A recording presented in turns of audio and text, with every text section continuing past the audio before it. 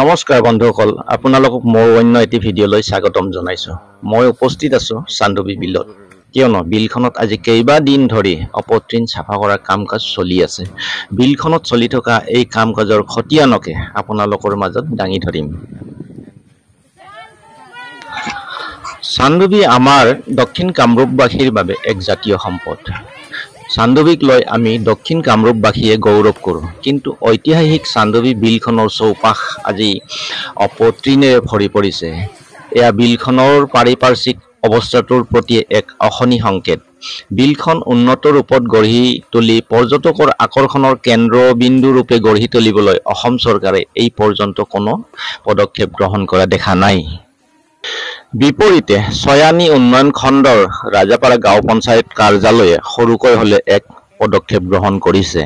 গাঁও পঞ্চায়তখনে বিলখনৰ অপতৃণ চাফা কৰিবলৈ MGNREGA আঁচনিৰ অধীনত 8 লাখ টকা ধাৰ্য কৰিছে। আজি কেইবাদিনমানৰ পৰা বিলখনৰ অপতৃণ চাফা কৰাত নামি পৰিছে ৰাজাপাৰা অঞ্চলৰ মহিলা বাহিনী। দৰাচলতে বিলখনৰ পৰিবৰ্ধন, সৌন্দৰ্য বৰ্ধন এইবোৰ কাম বহল পৰিসৰত চৰকাৰেহে কৰিব লাগিছিল।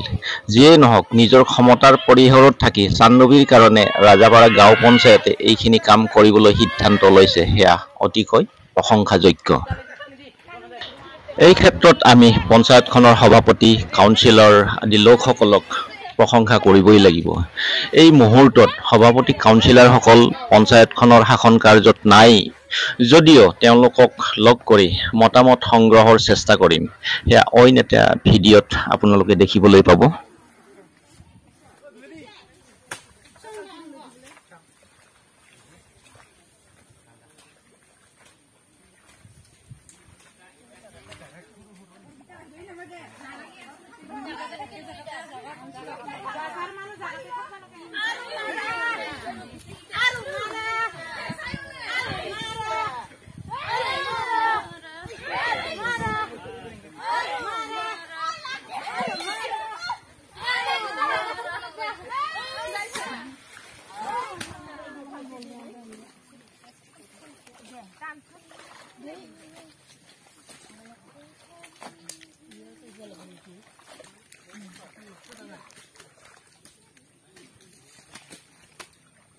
আমি উপস্থিত আছিলো চান্দুবি পাৰত, আৰু চান্দুবি বিলখন ৰাজাপাৰা পঞ্চায়তৰ অন্তৰ্গত।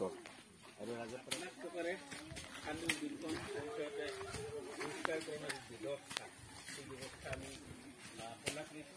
এই 8 লাখ টকাৰে চান্দুবি বিলখন সংৰক্ষণৰ বা ইয়াক জীয়াই তুলিবৰ কাৰণে পৰ্যাপ্ত নহয়। সেয়েহে পঞ্চায়তৰ ৰুলনি অসম চৰকাৰে যদি ইয়াক ব্যৱস্থা লয়, আমি